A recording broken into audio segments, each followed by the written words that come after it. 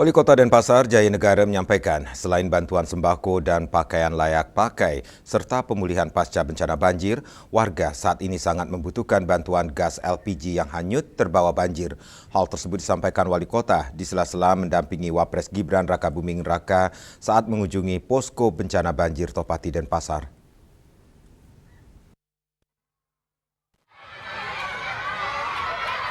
Wapres RI Gibran Rakabuming Raka Jumat pagi melakukan kunjungan kerja ke Bali khususnya Denpasar, memantau dampak banjir serta menyerahkan bantuan bagi korban banjir di lokasi pengungsian. Wali Kota Denpasar I Gusti Ngurah Jayanegara juga turut mendampingi Wapres bersama Wagub Bali serta jajaran terkait. Jayanegara menyatakan banjir tidak hanya menghanyutkan kendaraan, pakaian dan isi rumah, namun juga peralatan vital rumah tangga yaitu gas LPG. Hal itu membuat masyarakat tak bisa memasak untuk kebutuhan makan.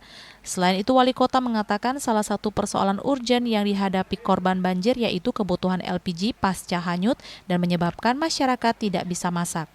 Maka dari itu ia berharap dari Pertamina dapat membantu masyarakat terdampak agar dapat memasak kembali di rumahnya.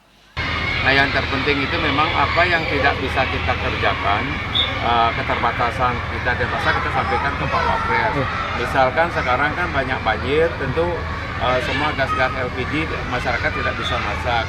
Saya minta agar dari Pertamina memberikan bantuan gas LPG lah untuk masyarakat yang terdampak. Minimal dia bisa masaklah di rumahnya yang sederhana. Karena yang lain seperti untuk perbaikan rumah, perbaikan ekonomi karena dagangannya rusak, ada tembok jebol, ada kematian, kita sudah siapkan anggarannya di pemerintah kota. Sementara masalah perbaikan bangunan rusak akibat banjir karena sudah ditetapkan status darurat bencana, maka Kades Lurah akan menghitung keseluruhan kerusakan. Setelah itu baru akan gelontorkan bantuan. Ari Wiratmaja, Bali TV.